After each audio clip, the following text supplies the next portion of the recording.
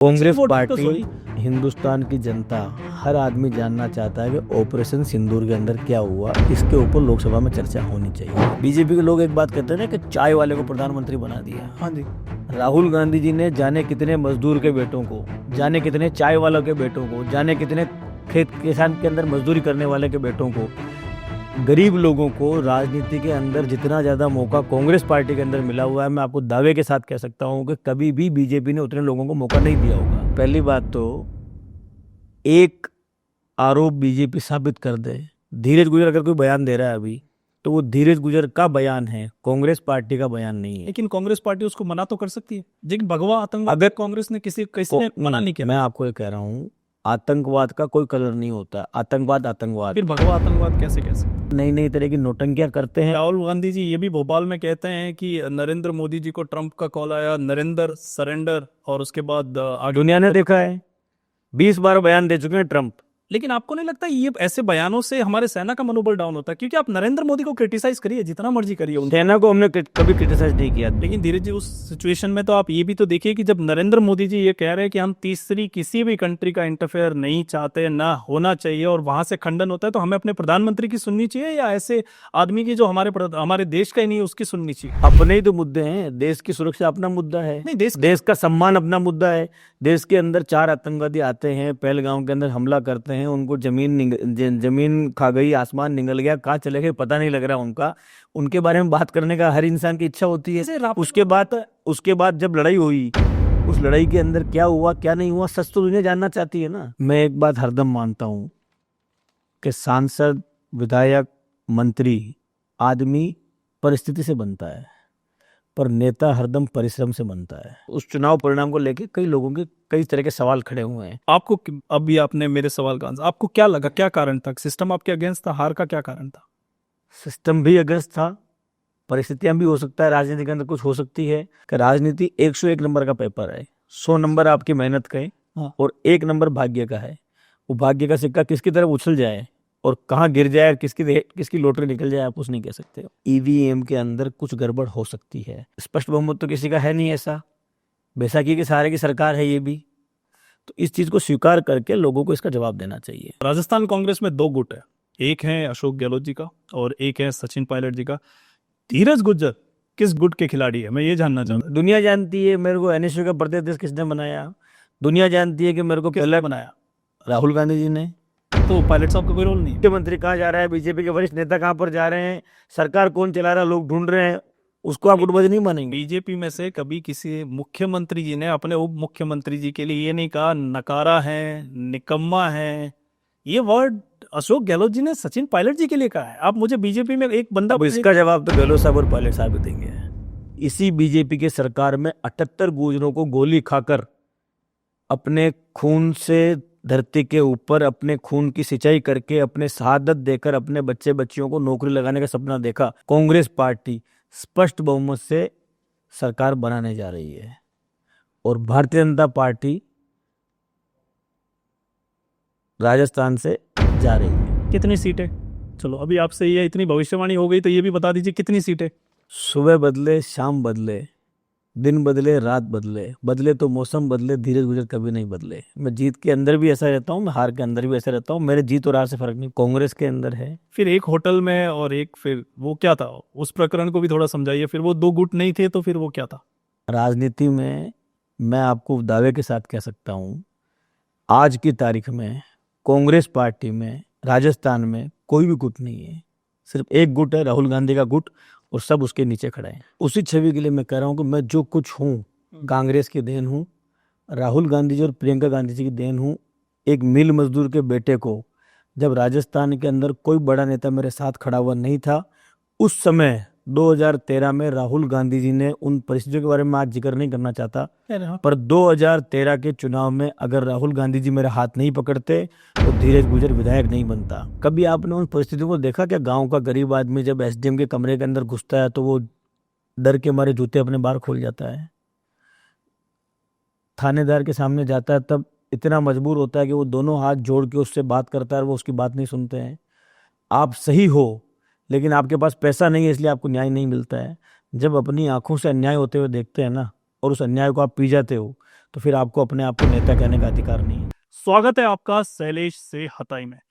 आज के हमारे गेस्ट हैं, जितना वजन उनके नाम में है उतना ही वजन उनकी आवाज और शब्दों में भी। उम्र भले ही कम हो लेकिन सोच और विजन इतना बड़ा कि राजस्थान की राजनीति भी ध्यान से सुनती है। दोस्तों के दोस्त और अपनों के लिए अपनों से भी टकरा जाने का मादा रखने वाले, साफ लहजा, मजबूत इरादे और जमीनी पकड़ के साथ ये नेता हर उस मुद्दे पर बोलते हैं जिससे दूसरे कतराते हैं। वो सियासत जहां लोग चुप रहना पसंद करते हैं, वहां ये बोलना पसंद करते हैं। वो मंच जहां लोग ताली बजवाने के लिए आते हैं, वहां ये सवाल उठवाने के लिए खड़े होते हैं।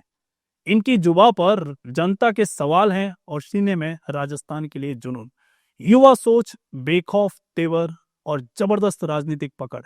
यही है इनकी पहचान। नाम है धीरज गुर्जर। स्वागत है धीरज जी आपका हमारे शैलेश से हताई पॉडकास्ट में। आपने अपना कीमती समय दिया, उसके लिए हम आपके बहुत आभारी हैं। धन्यवाद।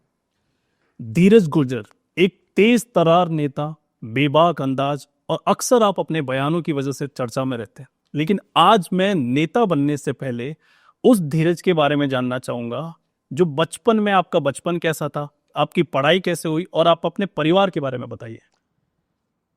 भीलवाड़ा के अंदर एक साधारण किसान परिवार, जिसके पिता मिल के अंदर मजदूर थे, और ख़ास करके जिस जाति से मैं आता हूँ, गुजर समाज से, 1978 15 अगस्त का मेरा जन्म है। और उसके बाद मैं अपने आप को सौभाग्यशाली मानता हूँ कि मेरे पिता ने मिल में मजदूरी करते हुए ये सपना देखा कि मैं अपने बेटे को अच्छे से अच्छी जगह पढ़ाऊँ, और उन्होंने मुझे सेवा सदन स्कूल के अंदर पढ़ने के लिए भेजा। एक ऐसी स्कूल जो महात्मा गांधी जी के विचारों से ओतप्रोत थी, एक ऐसी स्कूल जहाँ पर शायद मुश्किल था कि किसी गरीब परिवार के बेटे को एडमिशन मिले, पर भाग्य कहें, माता पिता का स्नेह कहें या उनके प्रयास कहें, वहाँ पढ़ने का अवसर मिला। और वहाँ पढ़ाई के साथ साथ जो बचपन के अंदर नींव पड़ी, उसी नींव का परिणाम है कि धीरज गुर्जर ने अपने जीवन के अंदर अपने से ज़्यादा लोगों को महत्व देना सीखा। और दूसरी बात मैं कह सकता हूँ कि लोग बातें करते हैं गरीबी की, तो मैंने अपने जीवन में गरीबी की बातें नहीं करी है, मैंने अपने जीवन में गरीबी को जिया है, अपने जीवन में गरीबी को देखा है। इसलिए मुझे एहसास है कि इंसान के जीवन के अंदर गरीब होने का मतलब क्या होता है। और इसीलिए मेरी लड़ाई जो होती है, वो लड़ाई इसी बात के लिए होती है कि मैं अगर अपने जीवन के अंदर अपने कारण उस दलदल से लोगों को नहीं निकाल पाया, अपनी ताकत से या अपनी हिम्मत से या अपनी लड़ाई से या अपने संघर्ष से, तो फिर मेरा सब कुछ करना बेकार होगा। माता पिता का प्रयास था, अवसर मिला, पढ़ाई करी स्कूल के अंदर, उसके बाद छात्र राजनीति के अंदर शामिल हुए, और छात्र राजनीति से जन सेवा तक का सफ़र आज लोगों के सामने है। और ये लोगों के लिए जीवन है मेरा जीवन मेरे लिए नहीं। मैंने एक संकल्प ले लिया कि ये जीवन जिसके अंदर किसान परिवार का खून और मजदूर का पसीना शामिल है, ये जीवन खुद के लिए नहीं बल्कि लोगों के लिए जीना है। और उसी संकल्प के साथ मैं आज लोगों का काम करता हूँ। आपने कहा आप किसान परिवार से, आपने गरीबी को जिया है, तो जो गरीब परिवार से होता है बच्चा, उसके सपने होते हैं वो डॉक्टर बने, इंजीनियर बने। फिर आपका राजनीति में कैसा आना हुआ? आपने कैसे कहा कि नहीं मुझे राजनीति में जाना है? पढ़ाई तो मैंने भी कॉमर्स की करी। अच्छा। वाणिज्य संकाय के माध्यम से मैंने 11वीं और 12वीं के अंदर पढ़ाई करी। कॉलेज के अंदर जब मैं गया, तो भिलवाड़ा कॉलेज में जब मैं गया तो शायद 5-5.5 हज़ार की स्ट्रेंथ भिलवाड़ा कॉलेज की थी। अजमेर संभाग की सबसे बड़ी कॉलेज अजमेर के बाद में अगर कोई थी तो Bhilwara college, MLV government college थी हमारी। और वहाँ जब मैंने देखा कि एक खाई है बहुत बड़ी शहर के बच्चों में और ग्रामीण परिवेश के बच्चों के अंदर। अच्छा। वहाँ का जो परिवेश उस समय पर था, उस परिवेश के अंदर अचानक से जो मेरे विद्रोही विचार थे या जो मेरे को अपने साथ लोगों को लेकर चलने का संकल्प था, उसी का परिणाम हुआ कि पता ही नहीं लगा कि कब पढ़ते पढ़ते छात्र राजनीति के अंदर आ गए। और फिर छात्र राजनीति के अंदर जो संघर्ष शुरू हुआ, वो संघर्ष आज तक जारी है। और मैं जब पीछे घूम के देखता हूँ तो मैं एक बात ज़रूर सोचता हूँ कि अगर धीरज गुर्जर आज कहीं भी खड़ा हुआ है तो उन हजारों लाखों लोगों की मेहनत का और उनकी दुआओं का और उनके आशीर्वाद और साथ का परिणाम है, जिन्होंने मेरे पीछे अपना जीवन दे दिया। उस बात को मैं कभी नहीं भूल सकता। धीरज जी, आपने बताया अपने बारे में और आपने कहा कि एक लड़ाई का आप में जज्बा था और कॉलेज के दिनों से ये सारी चीज़ें आपके अंदर थी कि खुलकर बात करूंगा, ओपनली मुद्दों पे बात करूंगा, जनता के लिए लड़ाई करूंगा और उसके लिए चाहे मुझे प्रशासन से भिड़ना पड़े या किसी से भी, मैं अपनी बात बेबाकी से रखूंगा। तो ये जो स्वभाव है आपके अंदर, ये कैसे आया? ये किसी मतलब अपने परिवार का ही ये देन है आपके जैसे परिवार में माता जी से आप इन्फ्लुएंस हो, पापा जी से आपके, तो कैसे ये चीजें कैसे आई? भाई वैसे तो मेवाड़ का गुजर हूँ, अच्छा। पन्नादाय के वंशज हैं, अच्छा। जिन्होंने स्वामी की अपने स्वामी के बेटे के लिए अपने स्वामी के लिए अपने बेटे की गर्दन कटवा दी, और हमारे खून को वफादार खून माना जाता है। दूसरा, जब आदमी अपने जीवन में अभावों को जीता है और उसके हाथ में अगर कुछ ताकत आती है तो वो अभावों से लड़ने का प्रयास करता है, और खुद के लिए नहीं बल्कि लोगों के लिए लड़ने का प्रयास करता है। तो ये बचपन से ही मेरे मन में था। कॉलेज में जाने के बाद ये नींव और मजबूत हुई, और जब वहाँ पर मैंने देखा कि ग्रामीण परिवेश के बच्चों के साथ अलग तरह का व्यवहार है, शहर के बच्चों के साथ अलग व्यवहार है, गांव से जो बच्चा आ रहा है उसकी स्थितियाँ अलग तरह की है, शहर से जो बच्चा आ रहा है उसकी स्थिति अलग तरह की है। तो इस असमानता की खाई के अंदर लड़ते लड़ते, खास करके जो अमीरी गरीबी का भेद होता है, जो समानता असमानता का बोध होता है, उस बोध के अंदर जब आदमी आगे बढ़ता है और उसके साथ लोग खड़े होते हैं, तो फिर आदमी के मन में ये संकल्प जरूर होता है कि ये जीवन मेरे लिए नहीं है, बल्कि मेरा जीवन मेरे लोगों के लिए है। और अगर आपके पास ताकत है, अगर आपके पास बोलने की हिम्मत है, अगर आपके पास लड़ने का जज्बा है, और उसके बाद भी आप जो लोग आपके अंदर विश्वास करते हैं उनके लिए लड़ाई नहीं लड़ो, तो फिर आपको राजनीति में नहीं होना चाहिए। आपका कांग्रेस के साथ एक अच्छा खासा इतिहास है। अगर मैं कहूँ तो 2004 और 2009 में आप एनएसयूआई के प्रदेश अध्यक्ष रहे हैं। उसके बाद 2010 में आप कांग्रेस युवा के प्रदेश उपाध्यक्ष भी रहे हैं। फिर आप महासचिव रहे। 2018 में पार्टी ने आपको मौका दिया, आप विधायक बन चुने गए। और उसके बाद अगर आपको देखा जाए तो महासचिव के रूप में आपने जिम्मेदारी संभाली और उत्तर प्रदेश में सहप्रभारी के रूप में भी आपने काम किया है।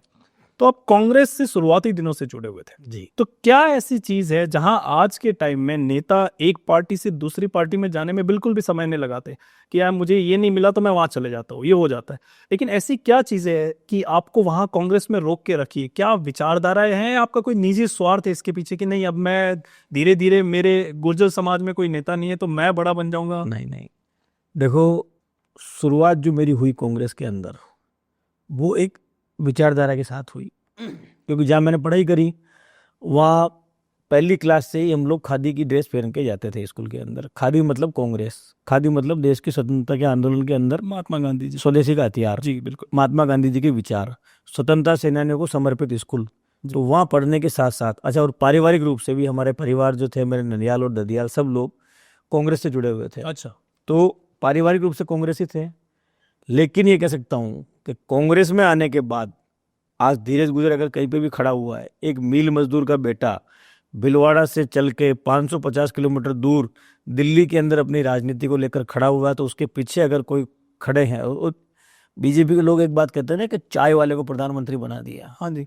राहुल गांधी जी ने जाने कितने मजदूर के बेटों को, जाने कितने चाय वालों के बेटों को, जाने कितने खेत किसान के अंदर मजदूरी करने वाले के बेटों को, गरीब लोगों को राजनीति के अंदर जितना ज़्यादा मौका कांग्रेस पार्टी के अंदर मिला हुआ है, मैं आपको दावे के साथ कह सकता हूं कि कभी भी बीजेपी ने उतने लोगों को मौका नहीं दिया होगा। और आज मैं जो कांग्रेस के अंदर जहाँ खड़ा हूं, उसके पीछे अगर मतलब कांग्रेस का मतलब अब मेरे लिए गांधी है, गांधी से मेरा मतलब राहुल गांधी जी और प्रियंका गांधी जी, और गांधी से मेरा मतलब कांग्रेस, और कांग्रेस का मतलब मेरे लिए अब गांधी है। तो विचारधारा के साथ साथ हमारे सामने एक ऐसा नायक भी है जो इस देश के अंदर आज संविधान के लिए, गरीबों के लिए, कमजोरों के लिए न्याय का योद्धा बन के उभरा हुआ है। तो मेरे हिसाब से जिस इंसान ने राहुल गांधी जी को और प्रियंका गांधी जी को देख लिया, उनको समझ लिया, उनको महसूस कर लिया, उनको जान लिया, वो फिर आदमी मर सकता है पर कांग्रेस छोड़ नहीं सकता। तो जिनको आप कह रहे हो ना, जो पार्टी छोड़ के जाते हैं, अदला बदली करते हैं, तो फिर वो विचारधारा के साथ सिपाही नहीं होते हैं, वो राहुल गांधी के सिपाही नहीं होते हैं, वो अपने खुद के जीवन के अंदर आगे बढ़ने के लिए स्वार्थ के सिपाही होते हैं। तो जो पार्टी छोड़ रहे हैं, अदला बदली कर रहे हैं, वो स्वार्थ के सिपाही हैं। फिर आपने कांग्रेस की विचारधारा की बात की। मैं यहाँ पे एक चीज बताना चाहूंगा कि विपक्ष हमेशा से कहते हैं कि कांग्रेस की विचारधारा हिंदुओं के खिलाफ रही है। कांग्रेस हिंदुओं के लिए एंटी हिंदू काम करती है, हिंदुओं को मरवाने का काम करती है, कभी हिंदू के साथ खड़ी नहीं होती है। फिर आप कौन सी विचारधारा की बात कर रहे हैं? पहली बात तो एक आरोप बीजेपी साबित कर दे कि कांग्रेस हिंदू या मुसलमान की बात करती है, कांग्रेस सिख या ईसाई की बात करती है, कांग्रेस बात करती है तिरंगे की, कांग्रेस बात करती है हिंदुस्तान को एक रखने की, कांग्रेस बात करती है रोटी और रोजगार की। बीजेपी बात करती है इन मजहब से मजहब को लड़ाने की। धीरज गुजर कांग्रेस के अंदर है, लोग जानते हैं कि धीरज गुजर को अपने क्षेत्र के लोग धर्मवीर धीरज गुजर भी कहते हैं, धर्मवीर धीरज भी कहते आपके हैं। विपक्ष वाले तो आपको दबंग भी कहते हैं, आपको क्या क्या गुंडा भी कहते हैं, हम उस पे ठीक है, उस पे उसके ऊपर भी मैं आऊंगा, पर मेरा जो कहना आपको है कि कांग्रेस पार्टी के अंदर किसी व्यक्ति को हिंदू या मुसलमान की नज़रों से देखने की जगह पर उसको इंसान की नज़रों से देखा जाता है, और कांग्रेस का धर्म इंसानियत का धर्म है। बीजेपी का धर्म हो सकता है अलग अलग जातियों का, अलग अलग समाज का, अलग अलग मजहब का, अलग अलग उसका, पर कांग्रेस का धर्म है इंसानियत और मानवता। जो व्यक्ति इंसानियत में विश्वास रखता है, जो व्यक्ति मानवता में विश्वास रखता है, वो आदमी कांग्रेस के अंदर विश्वास रखता है। लेकिन धीरज जी, कभी कभी कांग्रेस के ऐसे बयान भी आते हैं, भगवा आतंकवाद हो गया, या फिर यहाँ पे सतीश जरीक जी कहते हैं कि हिंदू शब्द होता ही नहीं है, और एंटी हिंदू कोऑर्डिनेंस की कमेटी की बैठक होती है वो शरद पवार जी के घर में होती है। तो ये सारी चीजें कहीं ना कहीं ये दिखाती है कि कांग्रेस का भले ही कुछ ना हो, लेकिन एक सॉफ्ट हैंड तो जरूर है कि एंटी हिंदू के खिलाफ। आप क्या कहना चाहेंगे इस? कांग्रेस पार्टी कभी भी, मैंने आपको जैसे बताया जी जी। कि इंसानियत की बात करती है, और बयान धीरज गुजर अगर कोई बयान दे रहा है अभी, तो वो धीरज गुजर का बयान है, कांग्रेस पार्टी का बयान नहीं है। लेकिन कांग्रेस पार्टी उसको मना तो कर सकती है कि आप इस तरीके से बयान नहीं दे सकते। मुझे बताओ कि कांग्रेस पार्टी ने कब कब हिंदू मुसलमान के खिलाफ बयान का समर्थन किया कांग्रेस पार्टी ने? लेकिन भगवा आतंकवाद अगर कांग्रेस ने किसने मना नहीं किया। मैं आपको ये कह रहा हूँ, आतंकवाद का कोई कलर नहीं होता, आतंकवाद आतंकवाद। फिर भगवा आतंकवाद कैसे कह सकते? कांग्रेस पार्टी ने कभी भी किसी भी आतंकी घटना का समर्थन नहीं किया। कोई व्यक्ति अगर किसी पार्टी के पद पे है और वो बयान दे रहा है, तो वो पार्टी का आधिकारिक बयान नहीं है। पार्टी का आधिकारिक बयान पार्टी के राष्ट्रीय अध्यक्ष दे सकते हैं, बिल्कुल। पार्टी के जिम्मेदार राष्ट्रीय प्रवक्ता दे सकते हैं। अगर उसके इतर कोई पदाधिकारी अपने व्यक्तिगत भाषण, अपने व्यक्तिगत वोटों के लिए, अपने व्यक्तिगत स्वार्थ के लिए, अपनी राजनीति चमकाने के लिए अगर कोई बयान देता है, तो उसके लिए कांग्रेस पार्टी जिम्मेदार नहीं है। मैं आपको दावे के साथ कह रहा हूँ, कांग्रेस पार्टी हिंदू, मुस्लिम, सिख, ईसाई सबको साथ रखने में विश्वास करती है। कांग्रेस पार्टी अखंड भारत के अंदर विश्वास रखती है। कांग्रेस पार्टी आज की तारीख में आपने देखा होगा, जब ऑपरेशन सिंदूर हुआ उस समय देश की सेना के साथ मजबूती से खड़ी हुई थी। कांग्रेस पार्टी के नेता राहुल गांधी जी आज छाती ठोक के कह रहे हैं कि हिंदुस्तान की सरजमी के ऊपर चीन अपना अतिक्रमण करता जा रहा है। भारतीय जनता पार्टी के नेता और भारतीय जनता पार्टी की सरकार कहाँ है? इससे ध्यान भटकाने के लिए नई नई तरह की नोटंकियां करते हैं। राहुल गांधी जी ये भी भोपाल में कहते हैं कि नरेंद्र मोदी जी को ट्रंप का कॉल आया, नरेंद्र सरेंडर, और उसके बाद दुनिया ने देखा है, 20 बार बयान दे चुके हैं ट्रंप। लेकिन आपको नहीं लगता ये ऐसे बयानों से हमारे सेना का मनोबल डाउन होता है? क्योंकि आप नरेंद्र मोदी को क्रिटिसाइज करिए जितना मर्जी करिए, सेना को हमने कभी क्रिटिसाइज नहीं किया। देश की सेना का सर्वोच्च सम्मान अगर कोई पार्टी करती है तो कांग्रेस पार्टी करती है, क्योंकि हम वो लोग हैं जिन्होंने इस देश के अंदर आज जिस दिन आप मुझसे बात कर रहे हो, आज ही के दिन हिंदुस्तान के अंदर तिरंगे को एकीकार किया था, आज के दिन अंगीकार किया था, स्वीकार किया था उसको। हाँ जी। जिस पार्टी ने अपने बनने के बाद, जिस पार्टी के पैतृक संगठन ने कितने सालों बाद तिरंगे में विश्वास जताया, इस बात को इन लोगों से आपको पूछना चाहिए। कांग्रेस पार्टी ने सेना का हरदम सम्मान किया, सर्वोच्च सम्मान किया है। लेकिन मैं ये पूछना चाहता हूं कि अगर ट्रंप 20 बार ये कह चुके हैं कि मैंने समझौता कराया, मेरे कहने पे नरेंद्र मोदी ने ये किया, मेरे कहने पे ये किया, तो जवाब आपको नरेंद्र मोदी से पूछना चाहिए, कांग्रेस से पूछना चाहिए। लेकिन धीरे जी, उस सिचुएशन में तो आप ये भी तो देखिए कि जब नरेंद्र मोदी जी ये कह रहे हैं कि हम तीसरी किसी भी कंट्री का इंटरफेयर नहीं चाहते, ना होना चाहिए, और वहां से खंडन होता है, तो हमें अपने प्रधानमंत्री की सुननी चाहिए या ऐसे आदमी की जो हमारे देश का ही नहीं है उसकी सुननी चाहिए? इस देश के अंदर ट्रंप को लाके घुमाने का और ट्रंप के पीछे पीछे घूमने का काम तो नरेंद्र मोदी जी ने किया था। तो नरेंद्र मोदी जी को खंडन करना चाहिए कि ट्रंप जो कह रहे हैं वो गलत कह रहे हैं। इस तरीके का बयान आया है उनका ना, नहीं आया अब तक उनका, कि उनका ये कहा है कि हमने अब किसी भी पार्टी। संसद के अंदर लगातार मांग हो रही है कि भाई आप इसके ऊपर चर्चा करवा के दूध का दूध पानी का पानी करिए। देश की सबसे बड़े लोकतंत्र की सबसे बड़ी पंचायत के अंदर बीजेपी जवाब देने को तैयार नहीं, बागी बागी। लेकिन हम उनको क्यों आंसर करें जो दूसरे लोग, जो पाकिस्तान है, पाकिस्तान बोलता हमने 6 राफेल गिरा दिया, वो झूठ बोलेगा, हम वो टाइम क्यों वेस्ट करें अपनी संसद में? हम अपने मुद्दों पे लड़ेंगे, हमें अपने। अब धीरज गुर्जर जी मेरी पार्टी से है, तो मैं आपकी बात जो भी बोलोगे मैं। अपने ही तो मुद्दे हैं, देश की सुरक्षा अपना मुद्दा है, नहीं, देश का सम्मान अपना मुद्दा है। देश के अंदर 4 आतंकवादी आते हैं, पहलगांव के अंदर हमला करते हैं, उनको जमीन खा गई, आसमान निगल गया, कहाँ चले गए पता नहीं लग रहा उनका। उनके बारे में बात करने का हर इंसान की इच्छा होती है। उसके बाद जब लड़ाई हुई उस लड़ाई के अंदर क्या हुआ क्या नहीं हुआ, सच तो दुनिया जानना चाहती है ना। नहीं तो ऑल कमेटी ऑल पार्टी बैठक भी हुई उसके बाद ऑल पार्टी बैठक में आए थे पीएम। पीएम, आप पीएम से क्यों वो कर रहे क्यों? हो? क्यों और पीएम? देश के जिम्मे देश से मुखिया कौन है? नहीं तो आप ऑल पार्टी बैठक में उस चीज जिस चीज का आप चाहते हो वो चीज तो वहां पे डिस्कस हो रही है, कि जिस चीज पे बात हो कांग्रेस वो डिस्कस हो रही पार्टी, हिंदुस्तान की जनता, हर आदमी जानना चाहता है कि ऑपरेशन सिंदूर के अंदर क्या हुआ, इसके ऊपर लोकसभा में चर्चा होनी चाहिए। 2013 में आपकी जीत होती है, 2013 में आपकी जीत होती है, लेकिन 2018 में आपके वोट परसेंटेज तो बढ़ते हैं लेकिन आप जीत नहीं पाते। और राजनीति में अक्सर कहा जाता है जो पहली जीत होती है ना, हो सकता है कि जो आपके पहले वाले एमएलए थे उनसे जनता की कोई नाराजगी है, वो चाहते हैं कि नया चेहरे को मौका देना चाहिए और आपको मौका मिल गया, लेकिन आप दूसरे टाइम पे हार गए थे, आपके वोट परसेंटेज बढ़े। फिर क्या ऐसा कारण रहा? आपने कभी इसके ऊपर सोचा कि क्यों हार गया मैं एक बात हरदम मानता हूं कि सांसद, विधायक, मंत्री आदमी परिस्थिति से बनता है, पर नेता हरदम परिश्रम से बनता है।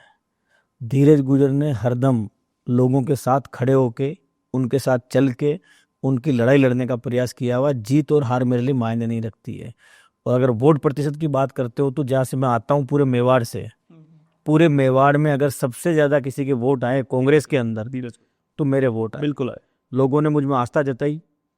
अभी मैं इसे दुर्भाग्य ही कहूंगा कि ईवीएम में 15 वोटों से जीतने के बाद मैं कुछ वोटों से पोस्टल बैलेट के अंदर चुनाव हार गया।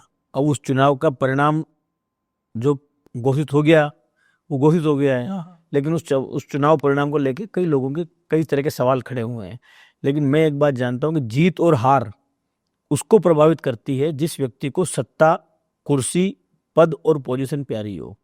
जीत और हार उसको प्रभावित नहीं करती है जिसका संकल्प हो कि मुझे लोगों के लिए जीना है, मुझे लोगों के लिए मरना है, मुझे लोगों के लिए काम करना है, मुझे लोगों के लिए सेवा करनी है।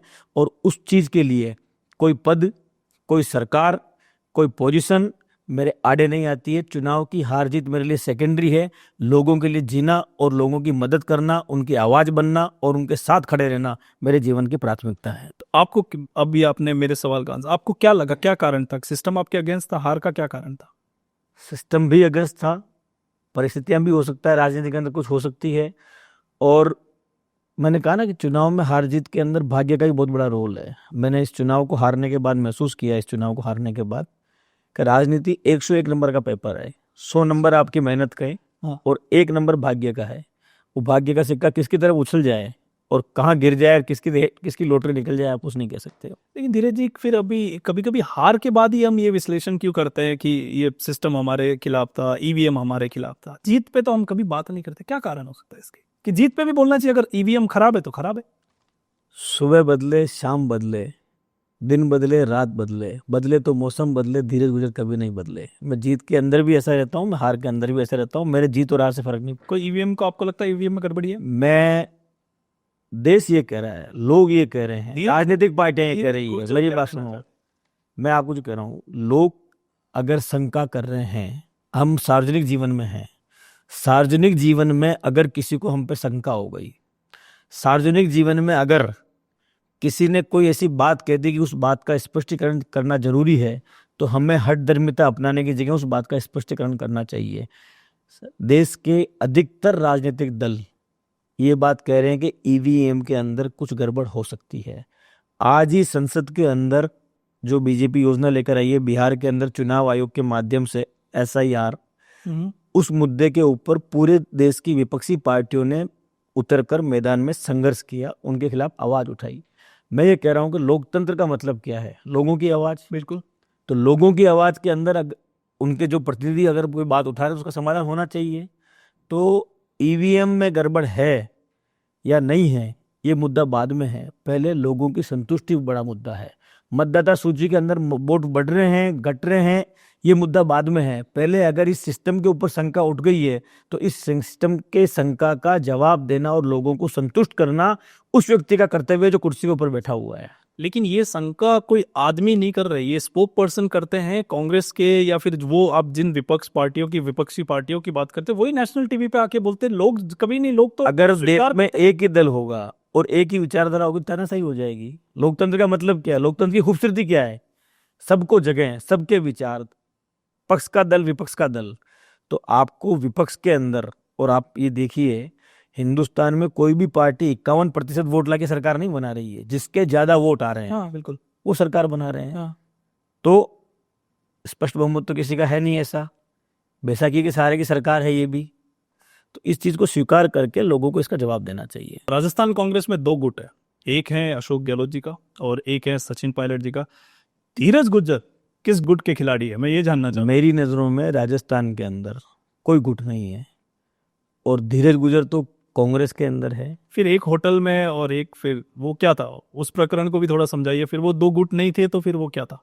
मैं आपको दावे के साथ कह सकता हूं, आज की तारीख में कांग्रेस पार्टी में राजस्थान में कोई भी गुट नहीं है। सिर्फ एक गुट है, राहुल गांधी का गुट, और सब उसके नीचे खड़े हैं। आपके पूर्व मुख्यमंत्री अशोक गहलोत जी अपने मुंह से सचिन पायलट जी का नाम तक नहीं लेते, वो उनकी बात करते हैं, लेकिन नाम कभी आप उनके पिछले इंटरव्यूज कितने उठा के अभी कितनी अच्छी खूबसूरत तस्वीर आई थी, पायलट साहब गहलोत साहब के घर पे गए थे, उनको निमंत्रण देने गए थे राजेश पायलट जी की पुण्यतिथि के कार्यक्रम के अंदर, और प्रेरणा दिवस पर गहलोत साहब आए थे। ये अपने आप में इस बात का जवाब है। नहीं, लेकिन ये तो सारा हो सकता है कि राजनीति के लिए अपना कर रहे हो, कि सबको पता है कि अभी थोड़ा सा क्या माहौल है क्या नहीं है, तो उसके लिए भी। लेकिन जब इंटरव्यू में नाम पूछते नाम तक नहीं बोलते। अब आप किस किस गुट के खिलाड़ी है, मैं आपसे जानना चाहता हूँ। कोई आपका गुट तो होगा, किसको ज्यादा प्रेम करते हो, अशोक गहलोत जी को ज्यादा? राहुल गांधी जी को और प्रियंका गांधी जी। नहीं, मैं आपको दो ही नाम दे रहा हूँ यहाँ पे, अशोक गहलोत जी और दुनिया जानती है मेरे को एनएसयू का प्रदेश किसने बनाया। दुनिया जानती है कि मेरे को किसने बनाया?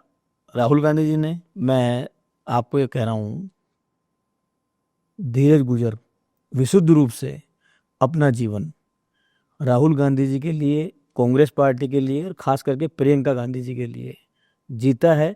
और राजस्थान के अंदर मैं आपको दावे के साथ कह रहा हूं कि राजस्थान में कांग्रेस पार्टी में कोई भी गुटबाजी नहीं है। गुटबाजी और सिर्फ फुटबॉल देखनी है तो आपको राजस्थान के अंदर बीजेपी की तरफ झांकना चाहिए। बीजेपी कहती है कांग्रेस में, कांग्रेस कहती है बीजेपी है। मैं कह रहा हूँ ना, मैं दावे कहाँ पर? जनता देख रही है सब कुछ। जनता ने नहीं, जनता कैसे नहीं देख रही है? सचिन पायलट जी गहलोत साहब के घर पे जा रहे हैं, निमंत्रण दे रहे हैं। राहुल अशोक गहलोत जी प्रेरणा दिवस के अंदर आ रहे हैं, उसको तो आप स्वीकार नहीं कर रहे हैं। और बीजेपी के अंदर जो हो रहा है, जिस तरह से लोग लड़ रहे हैं कि मंत्रिमंडल में कौन कहाँ जा रहा है, कौन क्या कर रहा है, प्रदेश अध्यक्ष कहाँ जा रहा है, मुख्यमंत्री कहाँ जा रहा है, बीजेपी के वरिष्ठ नेता कहाँ पर जा रहे हैं, सरकार कौन चला रहा है, लोग ढूंढ रहे हैं, उसको आप गुटबाजी नहीं मानेंगे। बीजेपी में से कभी किसी मुख्यमंत्री जी ने अपने उप मुख्यमंत्री जी के लिए ये नहीं कहा नकारा है, निकम्मा है। ये वर्ड अशोक गहलोत जी ने सचिन पायलट जी के लिए कहा है। आप मुझे बीजेपी में एक बंदा, इसका जवाब तो गहलोत साहब और पायलट साहब देंगे। नहीं, बट मैं धीरज गुर्जर जी से जानना चाहता हूँ। देखिए, आपकी एक ऐसी छवि रही है, मैं इस इंटरव्यू के माध्यम से सारे लोगों को भी ये बताना चाहता हूँ, आप बड़े बेबाक हो। आपके जो मुंह में है वो आप बोल देते हो, आप उसकी परवाह नहीं करते हो कि आगे वाला क्या सोचेगा, कौन नाराज हो जाएगा, क्या मेरे खिलाफ प्रशासन एक्शन लेगा। आपके ऊपर बहुत सारे मुकदमे भी होंगे, केस भी बहुत सारे होंगे, और आप जब जनता के लिए हक की बात आती है तो आप सबसे आगे खड़े होकर माइक थाम के बोलते हो कि नहीं, मेरे लोगों के साथ अगर गलत करोगे तो धीरज गुर्जर से पहले आपको निपटना पड़ेगा, बाकी लोग बाद में आएंगे। तो आपकी वो छवि के लिए मैं ये सवाल आपसे पूछ रहा हूँ कि उसी छवि के लिए मैं कह रहा हूँ कि मैं जो कुछ हूँ कांग्रेस की देन हूँ, राहुल गांधी जी और प्रियंका गांधी जी की देन हूँ। एक मिल मजदूर के बेटे को जब राजस्थान के अंदर कोई बड़ा नेता मेरे साथ खड़ा हुआ नहीं था, उस समय 2013 में राहुल गांधी जी ने, उन परिस्थितियों के बारे में आज जिक्र नहीं करना चाहता, पर 2013 के चुनाव में अगर राहुल गांधी जी मेरा हाथ नहीं पकड़ते तो धीरज गुर्जर विधायक नहीं बनता। और इसी तरह से 2018 का विधानसभा चुनाव हारने के बाद 2019 के अंदर राहुल गांधी जी मुझे राष्ट्रीय सचिव बना के प्रियंका गांधी जी के साथ उत्तर प्रदेश में काम करने का मौका नहीं देते तो शायद आप भी मेरा इंटरव्यू यहाँ पर नहीं कर रहे होते। देखिए, और एक बात और, जी जी, मैंने विधानसभा के अंदर जो आज भी रिकॉर्ड में है ये बात कही थी उस समय जब मैं विधायक था कि जहाजपुर की जनता और राहुल गांधी मेरे भगवान हैं। और ये एक ऐसा अटल सत्य है कि मेरे सपने को साकार करने के लिए मेरे राह के अंदर जो भी रोड़े थे, उन रोड़ों को अगर किसी ने दूर किया उस समय पर जब मुझे टिकट मिला तो वो राहुल गांधी जी के कारण मिला। आपने तो पुणे में ये भी कहा था हमारे नेता सचिन पायलट है, और अगर हिंदुस्तान के इतिहास में कोई गुर्जर मुख्यमंत्री बनेगा तो वो सचिन पायलट है। ऐसा सचिन पायलट को खुश करने के लिए आपने कहा था या आपके दिल से ये आवाज निकली थी? आप एक बात मुझे बताइए जी, हर समाज के मुख्यमंत्री बने हैं। हिंदुस्तान का एक ऐसा समाज जिसने इस देश की आज़ादी की लड़ाई लड़ी, जिसके बारे में कहा जा सकता है कि गुजर गर्दन कटा सकता है पर गद्दार नहीं हो सकता, वो समाज जिसे अंग्रेजों ने डिनोटिफाइड कास्ट के अंदर शामिल कर दिया, वो समाज जिसका आसीन से लेकर अफगानिस्तान तक शासन रहा हुआ है, वो समाज आज इस देश के अंदर अपना जीवन जीना चाहता है। वो समाज, गुर्जर समाज, मैंने विधानसभा के अंदर भी कहा था, राजसभा में कह रहा हूं, हिंदुस्तान के इतिहास में शायद किसी भी समाज ने अपने बच्चे बच्चियों को पेन हाथ में देकर पढ़ाने के लिए और नौकरी लगवाने के लिए अपने प्रदेश की सड़कें अपने खून से लाल नहीं करी होगी। इसी बीजेपी के सरकार में 78 गुर्जरों को गोली खाकर अपने खून से धरती के ऊपर अपने खून की सिंचाई करके अपने शहादत देकर अपने बच्चे बच्चियों को नौकरी लगाने का सपना देखा। उस समाज का अधिकार नहीं है कि उसका बेटा मुख्यमंत्री बने। नहीं, बिल्कुल होना चाहिए हर समाज का। तो राजस्थान के अंदर इस बात को स्वीकार करने में क्या तकलीफ है कि अगर कोई गुजर मुख्यमंत्री बनता है तो वो सचिन पायलट बनेंगे, मुख्यमंत्री और मुख्यमंत्री बनाने का निर्णय, मेरी बात सुनो, विधायक करेंगे, हाँ बिल्कुल, राहुल गांधी जी करेंगे। लेकिन मैं ये कहता हूं कि गुजर मुख्यमंत्री क्यों नहीं बनना चाहिए, इसका मुझे आप जवाब दो। नहीं मैं तो साथ में हूँ, मैं तो ये कहता हूँ कि मुख्यमंत्री बनना चाहिए और मुख्यमंत्री किसी भी समाज का बनना चाहिए, लेकिन मेरा ये नहीं कि ये समाज का ही बनना चाहिए। वहां मेरे को थोड़ा सा ऑब्जेक्शन है कि समाज के हिसाब से मुख्यमंत्री। समाज की मीटिंग के अंदर अगर मैं आपसे भी चर्चा कर रहा हूं तो मैंने अपने समाज, जो व्यक्ति अपने समाज का नहीं है, हाँ, राजनीति में कोई एक व्यक्ति किसी एक धर्म जाति एक समाज का नहीं हो सकता, ठीक है, बिल्कुल। पहले राजा के घर जो पैदा होता था वो राजा बनता था, अब वोटों की पेटी से जो पैदा होता है वो राजा बनता है या जनता का सेवक बनता है, लोकतंत्र में उसको पद मिलता है। तो वो किसी एक धर्म, एक जाति, एक समाज का तो नहीं हो सकता है, 36 कौम का होना पड़ेगा। लेकिन जो व्यक्ति अपने माता पिता का ही नहीं है, जो व्यक्ति अपने समाज का ही नहीं है, जो उनकी आवाज नहीं उठा पा रहा, वो लोगों की आवाज क्या उठाएगा। राहुल गांधी जी ने आपको यूपी भेजा, आपने कहा, और प्रियंका गांधी जी के साथ आपने मिलकर यूपी में आपने काम अच्छा किया। नो डाउट आपकी सरकार नहीं बनी, उसमें कोई दो राय नहीं है, लेकिन काम अच्छा किया। कभी राहुल गांधी जी ने नहीं बोला कि सचिन जी और अशोक जी के बीच में खटपट चल रही है, जाइए थोड़ा सॉल्व करके आइए, उनको बिठाइए और बताइए कि क्या चल रहा है? ये निर्णय राहुल गांधी जी के स्तर पे होता है। बड़े नेताओं को बिठाने का काम राहुल गांधी जी का है। आप भी बड़े नेता, ऐसा बात नहीं है कि नहीं है, आपके भी अच्छे रिश्ते हैं, सचिन जी से भी अच्छे रिश्ते हैं, आपके गहलोत साहब से भी अच्छे हैं। ऐसा नहीं है कि मैं जानता हूँ सचिन जी से ज्यादा। मैं कांग्रेस पार्टी का एक कार्यकर्ता हूँ। तो कार्यकर्ता को तो ये जिम्मेदारी दे देनी चाहिए कि आप जाइए बिठाइए, दोनों बड़े नेता है, आप हाथ जोड़ेंगे तो दोनों सुनेंगे। दोनों नेता पार्टी में एक साथ है और पार्टी एक है राजस्थान के अंदर। यहाँ पे धीरज जी आप थोड़ा सा सेल्फ डिफेंस कर रहे हैं, लेकिन नहीं, मैं फिर अभी आऊंगा, आपके विवादों वाले बयानों पे भी आऊंगा मैं। भजन संध्या के दौरान आप कहते हो अधिकारियों को कि जूते मारने जैसी आप बात कह देते हो कि जूते मारूंगा अगर काम नहीं किया तो। आपको लगता है ऐसा किसी राजनीतिक नेता को ऐसा भाषण देना चाहिए खुले मंच से, जहाँ पे बच्चे भी बैठे हैं, युवा बैठे हैं, वो सुन रहे हैं, आपको एडमायर करते हैं वो? कभी आपने उन परिस्थितियों को देखा क्या? गांव का गरीब आदमी जब एसडीएम के कमरे के अंदर घुसता है तो वो डर के मारे जूते अपने बाहर खोल जाता है। थानेदार के सामने जाता है तब इतना मजबूर होता है कि वो दोनों हाथ जोड़ के उससे बात करता है और वो उसकी बात नहीं सुनते हैं। आप सही हो लेकिन आपके पास पैसा नहीं है, इसलिए आपको न्याय नहीं मिलता है। जब अपनी आंखों से अन्याय होते हुए देखते हैं ना और उस अन्याय को आप पी जाते हो तो फिर आपको अपने आप को नेता कहने का अधिकार नहीं है। जब आपकी आंखों के सामने कोई जनता के साथ अत्याचार कर रहा है और उस अत्याचार के घूंट को सिर्फ आप इसलिए स्वीकार कर लो कि लोग मेरे बारे में क्या कहेंगे, तो फिर आपको राजनीति छोड़ देनी चाहिए। मैं राजनीति खुद के लिए नहीं करता हूँ, मैं राजनीति अपने लिए नहीं करता हूँ, मैं राजनीति लोगों के लिए करता हूँ। और लोगों को अगर आपने ताकत नहीं दी है तो फिर आपको राजनीति नहीं करनी चाहिए। कुछ भाजपा नेताओं का आरोप है कि पंचायत समिति चुनाव में अपनी मां के निलंबन की राजनीति को साधन बनाया। क्या आप इस विवाद को कांग्रेस से राजनीति का अपने लाभ बनाया है या फिर ये? आप एक आंकड़े उठा के देखना, राजस्थान में बीजेपी की सरकार बनने के बाद में क्या भारतीय जनता पार्टी का एक भी सरपंच, एक भी प्रधान निलंबित हुआ है? एक भी नगर पालिका का चेयरमैन, नगर परिषद का चेयरमैन निलंबित हुआ है? मेरे हिसाब अकेले भिलवाड़ा के अंदर या पूरे राजस्थान के अंदर कम से कम 15-20 तो प्रधान इन्होंने निलंबित कर दिए, 50-60 से ऊपर इन्होंने सरपंच निलंबित कर दिए। जाजपुर के अंदर आए दिन बेकसूर सरपंचों को ये निलंबित कर रहे हैं। सारा निलंबन जो हो रहा है वो कांग्रेस के लोगों को क्यों हो रहा है? ये तो गलत है। अगर इस तरीके से पार्टी देख के आप अगर निलंबन कर रहे हो, पार्टी देख के निलंबन हो रहा है। और उससे बड़ी बात, निलंबन होने के बाद में सीता देवी गुजर जो मेरी माता है, वो दूसरी बार की पंचायत समिति प्रधान थी। जब उनको निलंबित किया तब उन पे ये आरोप लगाया कि आपने अपने पदीय कर्तव्यों का पूर्ण निर्वहन नहीं किया है और आपने पंचायत समिति में साधारण सभा की बैठकें टाइम पे नहीं करी है। मैं ये कह रहा हूं कि ये तो इस आरोप के आधार पे अगर आप किसी को लोकतंत्र के अंदर चुने हुए प्रतिनिधि को पद से हटा देते हो तो फिर आप लोकतंत्र के अंदर तानाशाही लेकर आ रहे हो और अपना पराया कर रहे हो। ढोल का बाग प्रकरण जिसे लंग्स ऑफ जयपुर भी कहा जाता है, बहुत सारे पेड़ काटे जा रहे हैं वहां पर। मैंने देखा है कि बहुत से लोग बात करने से भी मना करते हैं इसके बारे में। आप क्या कहना चाहेंगे एज अ कांग्रेस लीडर? आप क्यों नहीं आवाज उठाते अगर आपको लगता है ये गलत हो? राजस्थान की राजधानी जयपुर, जहाँ पूरा तंत्र, पूरा प्रशासन, पूरी सरकार बैठी है, क्योंकि इनके प्रधानमंत्री का प्रोजेक्ट है इसके लिए। जयपुर के हजारों बासिंदे, हजारों एक्टिविस्ट, एनजीओ के लोग, साधारण आदमी ये कह रहे हैं कि जयपुर के लंग्स हैं, यहाँ से ऑक्सीजन मिलती है, पशु पक्षियों को घर है यहाँ पर है। सिर्फ अपनी इमारतें और अपना स्ट्रक्चर खड़ा करने के लिए इस प्रकृति के घर को बर्बाद मत करो। लेकिन उसके बावजूद भी सरकार के कानों पे जू नहीं रेंग रहा है। ये सरकार आंदोलन करने वाले लोगों को षड्यंत्र पूर्वक दबाती है, मुकदमे करती है, जेल में डालती है, प्रताड़ित करती है। और इनका अहंकार और सत्ता का मद इतना बढ़ चुका है कि पहले ये लोगों के घर उजाड़ते थे, अब ये पशु पक्षियों के घर को भी नहीं छोड़ रहा है। लेकिन फिर आप, जैसे आपने कहा कि पशु पक्षियों के घर भी नहीं छोड़ रही है, ये भी है।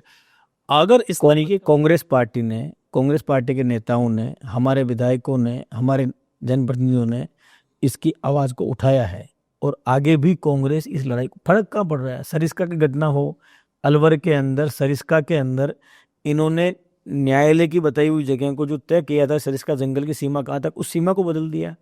ये लोग सिर्फ अपने हैं और अपने स्वार्थ के हैं। जिन्होंने इनको वोट दिया, जिन्होंने इनको सत्ता दी, उन लोगों की सेवा करने की जगह ये मेवा खाने में विश्वास रखते हैं। इन बीजेपी का फिर उसके अलावा भी कहना है कि जितना भी चीजें हो रही है वो रूल्स रेगुलेशन के हिसाब से हो रही है, और कांग्रेस खुले सड़कों पे क्यों नहीं आ जाती अगर आपको लगता है? बिकॉज कभी कभी ऐसा लगता है कि कांग्रेस के नेता भी सिर्फ बयानबाजी तक ठीक है कि हाँ जनता के लिए बोल देंगे। पूरे राजस्थान में अगर कहीं पे भी अत्याचार और अन्याय हो रहा है, अगर कोई सड़कों पे उतर रहा है, तो सिर्फ कांग्रेस पार्टी के पदाधिकारी, कांग्रेस पार्टी के नेता और कांग्रेस के कार्यकर्ता सड़कों पे उठ के लड़ाई लड़ रहे हैं। और सिर्फ राजस्थान में नहीं, अगर आज की तारीख में हिंदुस्तान के अंदर संविधान की रक्षा करने की लड़ाई कोई लड़ रहा है, इस देश में कोई आरक्षण को बचाना चाह रहा है, इस देश के अंदर लोगों की नफरत को मिटाने कर उनके अंदर मोहब्बत पैदा करना चाह रहा है, तो वो मसाल अगर किसी ने अपने हाथ में ले रखी तो कांग्रेस के कार्यकर्ताओं ने ले रखी है। आपके डोटासरा जी के लेकर आपका क्या कहना है? कभी कभी उनके बयान भी आपके जैसे ही होते हैं, उनके भी विवादित बयान ही होते हैं। जब भी वो बोलते हैं कुछ ऐसा बोलते हैं, या तो फनी होता है या फिर कुछ ऐसा बोल जाते हैं जो आजकल बोलते हैं कि राजनेताओं की ये भाषा नहीं होनी चाहिए। नहीं, देखिए, एक गंभीर प्रदेश अध्यक्ष के रूप में जब उनका अवसर मिला और उसके बाद लगातार 5 साल तक पूरे राजस्थान के अंदर सब नेताओं को साथ लेकर गोविंद सिंह जी डोटासरा राजस्थान में कदम दर कदम कांग्रेस को आगे बढ़ा रहे हैं। और पूरी कांग्रेस पार्टी एक साथ खड़े होकर इस राजस्थान के अंदर आने वाले समय में भारतीय जनता पार्टी की सरकार से मुक्ति दिलाने के लिए एक साथ खड़ी होकर लड़ाई लड़ने का काम कर रही है। पूरी कांग्रेस बोलते हो आप, लेकिन कांग्रेस पूरी कहाँ है? आधी उस गहलोत साहब के साथ है, आधी ये आपको लगता है ना, सच्चाई ये नहीं है। नहीं, हमने थोड़ी बिठाया था जैसे कि कोई अगर होटल में बैठ, आज मैं आपको ये कह रहा हूँ, 4 महीने तक आई थिंक वहां कांग्रेस पार्टी पूरी तरह से एक है, कोई गुटबाजी नहीं है। ये धीरज गुजर कह रहे हैं? हाँ, ये आपकी तरफ से? ये मेरी तरफ से है। ठीक है। आज कांग्रेस पार्टी पूरी तरह से एक है, कोई गुटबाजी नहीं है।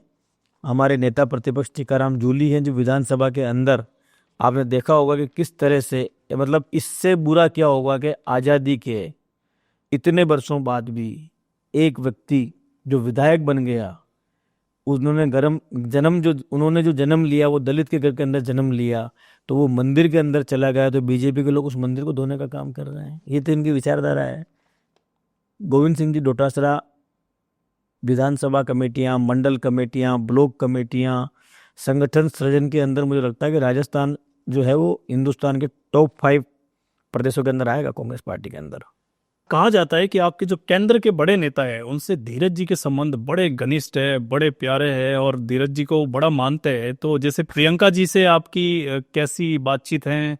और जैसे राहुल जी का तो आपने जिक्र कर ही दिया, मुझे प्रियंका जी के बारे में बताइए, क्या सोचते हैं धीरज गुर्जर के लिए? प्रियंका गांधी कहाँ स्टैंड करती है? क्या सोचते हैं धीरज गुर्जर? नेता भी है, माँ भी है, बड़ी बहन भी है, और जिन्होंने हमको ये सिखाया कि राजनीति के अंदर व्यक्ति के मन में अहंकार नहीं आना चाहिए, जिन्होंने हमको ये सिखाया कि लोगों के साथ, पार्टी के कार्यकर्ताओं के साथ, पार्टी को परिवार मान के आपका बर्ताव कैसा होना चाहिए, और सबसे बड़ी बात, जिन्होंने चट्टान की तरह विचारधारा पर दृढ़ रहना सिखाया, ऐसी नेता प्रियंका गांधी जी है। और ये एक मेरे लिए निजी विषय है, लेकिन मैं इतना बात कह सकता हूँ कि मेरे लिए नेता भी है, माँ भी है और बड़ी बहन भी है। अब मैं लास्ट 2 सवाल आपसे पूछूंगा, फिर मेरे 2 सेगमेंट है उस पर हम चलेंगे। पहला, राजस्थान कांग्रेस का क्या भविष्य है आने वाले सालों में? और दूसरा सवाल ये रहेगा, इसी से मिलता जुलता है, बीजेपी का क्या भविष्य है आने वाले चुनाव में? दोनों का जवाब आपको देना है कि 2028 में हाँ जी, राजस्थान के अंदर कांग्रेस पार्टी स्पष्ट बहुमत से सरकार बनाने जा रही है और भारतीय जनता पार्टी राजस्थान से जा रही है। कितनी सीटें? चलो अभी आपसे ये इतनी भविष्यवाणी हो गई तो ये भी बता दीजिए, कितनी सीटें कांग्रेस ला सकती है? मैं आपको फिर मैं चुनाव के टाइम में इंटरव्यू करूंगा, चुनाव के बाद वापस मिलूंगा आपसे। अब की बार 150 पार अब की बार 150 पार कांग्रेस। नारा आपने चोरी कर लिया बीजेपी का। नहीं, क्यों? अब की बार मोदी सरकार वाला तो बीजेपी का नारा। ना, हम कह रहे हैं राजस्थान के अंदर अब की बार 150 पार कांग्रेस। चलो अब की बार 150 पार कांग्रेस का देखते हैं, और बीजेपी जा रही है, ये मतलब आपने बोल दिया, मतलब 50 के आसपास सिमट जाएगी बीजेपी, आपका कहने का मतलब? और कम जाएगी। और कम जाएगी। बाकी दूसरों को भी दे रहे हो जो तीसरे चौथे अब की बार कांग्रेस 150 पार, बीजेपी साफ। अच्छा, अभी मेरा सेगमेंट है सीरियस नेता फनी सवाल। ठीक है, इसमें से आपको जो जो सही लगे वो आपको बताना है। ठीक है, सचिन पायलट और अशोक गहलोत जी में से किसे सीएम की कुर्सी पर बैठते आप देखना चाहेंगे? और आपको इसमें कोई ऐसा नहीं, स्ट्रेट फॉरवर्ड आंसर है। सचिन पायलट, अशोक गहलोत, सीएम की कुर्सी है, एक कुर्सी पे आपको बिठाना है, किसको बोल? जिसको राहुल गांधी जी बिठाएंगे। कांग्रेस का हाथ, पायलट का विमान, किससे ज्यादा भरोसा है आपको? कांग्रेस के हाथ पे भरोसा है या पायलट के विमान पे भरोसा? कांग्रेस के हाथ के साथ पायलट का विमान है। गहलोत वैसे अलग थोड़ी है। गहलोत इन सेंटर और गहलोत इन राजस्थान। ये पार्टी आलाकमान को, गहलोत साहब को खुद तय धीरज जी करना। को मेरे को बताना है, गहलोत इन सेंटर। इसका जवाब जब मैं तय करूंगा उस दिन बताऊंगा। अरे, मतलब आप तय कर चुके मैं हो, पोजीशन नहीं, मैं मजे हुए नेता हो आप, ऐसे थोड़ी ना कि कोई कल वाले नेता थोड़ी हो, आपका भी अपना एक बड़ा इतिहास रहा है। तो एक चीज बता, आपको गहलोत इन राजस्थान या गहलोत इन सेंटर? अभी मैं उस कद पे नहीं पहुंचा कि इनके पद का निर्धारण कर दूं। कांग्रेस में सबसे ज्यादा भरोसेमंद नेता कौन है? सचिन पायलट, राहुल गांधी या फिर गहलोत साहब? राहुल गांधी जी। राजस्थान में बीजेपी का सबसे खतरनाक नेता कौन है, किसे मानते हैं आप? बीजेपी की विचारधारा खतरनाक है, लोगों को लड़ाने का काम करती है। अगर बीजेपी आपको ऑफर दे दे तो सबसे पहले किसे कॉल करेंगे, गहलोत जी को या पायलट जी को? अब यहाँ पे राहुल गांधी जी क्या करेंगे? अगर बीजेपी आपको ऑफर दे दे कि हमारे में आ जाइए, तो आप फोन किसको करेंगे, बताएंगे किसको कि मुझे ऑफर भी मिला है? कभी भी वार अगर किया जाता है तो कमजोर कड़ी पे वार किया जाता है। बीजेपी अगर मुझे ऑफर कर दे किसी पद को लेकर तो मुझे अपनी खुद की निष्ठा पे शंका हो जाएगी। अगर राजनीति में लड़ाई के लिए आईपीएल टीम हो तो आपका नाम क्या होगा, जयपुर जूतेवार या भिलवाड़ा बॉम्बर्स? कि लोगों को तय करना है। अगर आपकी जिंदगी पर वेब सीरीज बने तो टाइटल क्या दोगे? The shoe must go on, the game of Gurjar. जनता की आवाज। बीजेपी और कांग्रेस में सबसे ज्यादा कौन मीठी बातें करता है लेकिन काम नहीं करता? मीठी बातें से कौन? अब ये मत बोलना बीजेपी, अगर आपको जो दिल में लगे वो आपको बताना है। नेता का नाम? नहीं, पार्टी का बता दीजिए, नेता का भी बता सकते हो ऐसा कुछ। बीजेपी। बातें ज्यादा काम कम। राहुल गांधी और प्रियंका गांधी में से किसके साथ आप दोबारा स्कूटी राइड करेंगे? प्रियंका जी के साथ तो आपने कर दिया, अब राहुल गांधी जी बचे। उनके साथ भी मोटरसाइकिल पे मैं, मतलब पहले राहुल गांधी जब मैं एमएलए था, हाँ, और मध्य प्रदेश के नीमच में जब जाना था तो राहुल गांधी जी मेरे साथ मोटरसाइकिल पे बैठ कर गए। हेलमेट पहना था? उस समय में नहीं पहना था। गहलोत का पॉलिटिकल माइंड या पायलट का यूथ कनेक्शन, किसको एडमायर करते हो ज्यादा? जवानी का जोश और बुढ़ापे का होश दोनों साथ चलेंगे, सरकार तो बनाएंगे। गहलोत जी को बुढ़ापे में डाल दिया है। उम्र दराज तो है ही हमारे नेता। जूते का डर या प्यार की राजनीति? आप लोगों के जूते का ही आप नहीं, आपकी छवि को वही शोभा देता है। लोगों के लिए प्यार।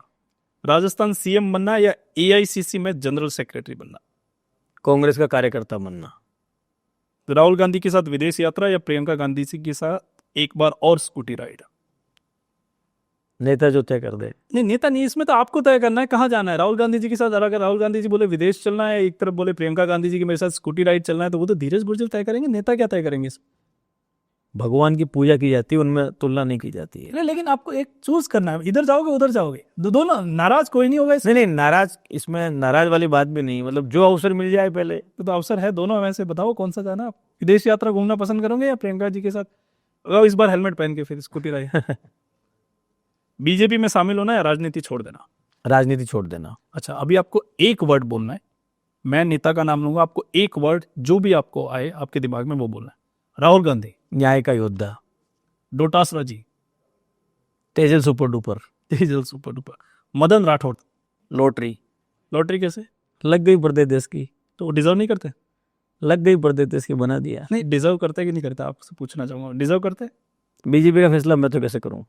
सचिन पायलट जी, भविष्य। Priyanka Gandhi, Indira is back. Indira is back, बहुत बड़ा शब्द बोल रहे हो आप। Indira is back. अशोक गहलोत, जादूगर।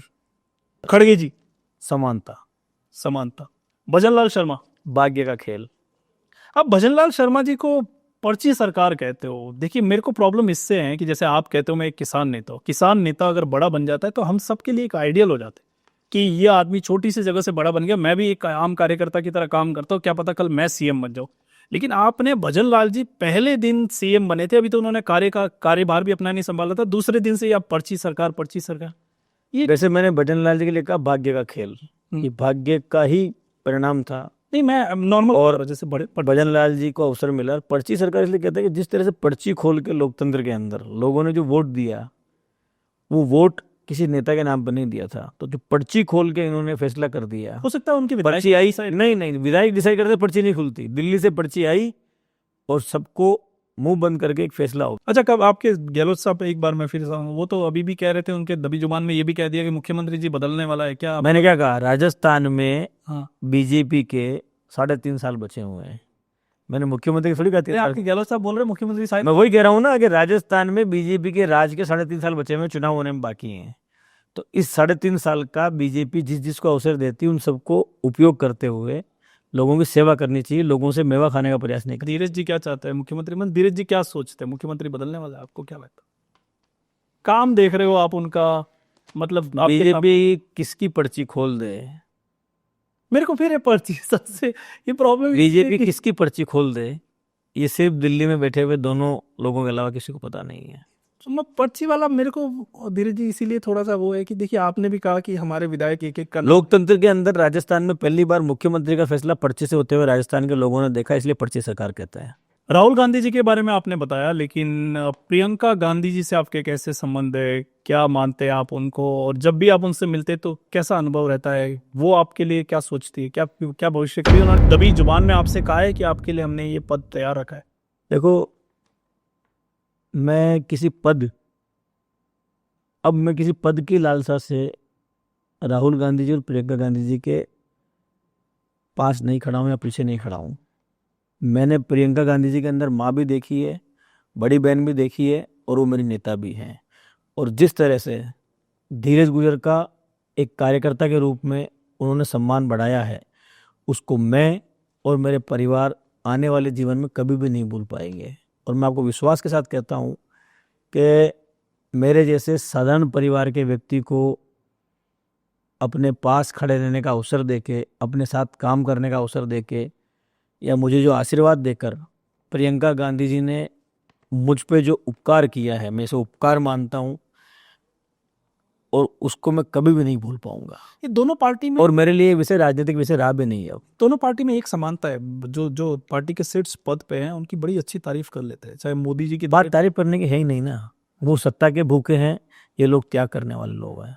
धीरज जी, बहुत अच्छा लगा आपसे बात करके, और आई होप आपको भी उतना ही अच्छा लगा होगा कि यहाँ पर आप पधारे। अब मैं आपसे एक चीज़ जानना चाहूँगा यहाँ से, हमारे नेक्स्ट पॉडकास्ट में हम कांग्रेस के किस नेता को बुलाए, ये भी हमारा एक सेगमेंट है कि जो हमारे गेस्ट होते हैं वही बताते हैं कि नेक्स्ट में किसको बुलाना है। तो मैं आपसे जानना चाहूँगा, आप किसको कहेंगे कि वो हमारे पॉडकास्ट में आए? तो आप एक नाम लीजिए कांग्रेस के नेताओं का, किसी का भी आपको, जो आपके घनिष्ठ हो, अच्छे हो, ताकि हम उनको ये वीडियो दिखा के भी बता सके आपका नाम धीरज जी ने बोला है तो अब आपको आना पड़ेगा। तो आपको बताना है कि किसको हम कांग्रेस की तरफ से यहाँ पर बुला सकते हैं। शैलेश से हताई में सचिन पायलट जी को बुलाइए, डोटासरा जी को बुलाइए, जूली जी को बुलाइए। तो चलिए हम तीनों से कोशिश करेंगे, और हमें आपके साथ की ज़रूरत होगी इनमें, कि जब भी हम जयपुर में होंगे, हमारी टीम जयपुर में होंगी, तो हम डोटासरा जी से भी कांटेक्ट करेंगे अगर वो हमें अपना कीमती समय देते तो। बहुत बहुत शुक्रिया आपका शैलेश से हताई में, और आई होप आपको मजा आया होगा, अच्छा लगा होगा पॉडकास्ट। बहुत अच्छा लगा, धन्यवाद। आप इसी तरह से लोगों तक आवाज पहुंचाते रहिए। तो ये था सामना उस नेता से जो खुद को किसानों का बेटा कहता है। हमने बेझिझक उनसे सवाल पूछे और कई सवालों पर उन्होंने बेबाक जवाब दिए। आज हमने बिना डर और बिना झिझक के सवाल पूछे जिनसे बड़े बड़े नेता भागते हैं। कुछ जवाब साफ थे, कुछ जवाब धुंधले, और कुछ ऐसे जो नए सवाल पैदा कर गए। वाकई क्या वो कांग्रेस का भविष्य है, या गहलोत पायलट जंग का सबसे बड़ा खिलाड़ी? क्या जनता के लिए उनकी लड़ाई सच्ची है, या कुर्सी तक पहुंचने की चालाकी? याद रखिए, या नेता बड़े हो सकते हैं लेकिन सवालों से बड़े कोई नहीं। या हर नकाब उतरेगा और हर साजिश का पर्दा फटेगा। ये था शैलेश से हताई, जहां सियासत के दाव पे गुटबाजी के खेल और नेताओं के असली चेहरे सबके सामने आते हैं। मैं हूं शैलेश, और अगले एपिसोड में फिर मिलेंगे एक नए विवाद, एक नेता और एक नए खुलासे के साथ। तब तक याद रखिए, यहां सवाल बचेगा नहीं, और कोई भी नेता बेनकाब होने से बचेगा नहीं। Thank you so much. मिलते हैं नए एपिसोड।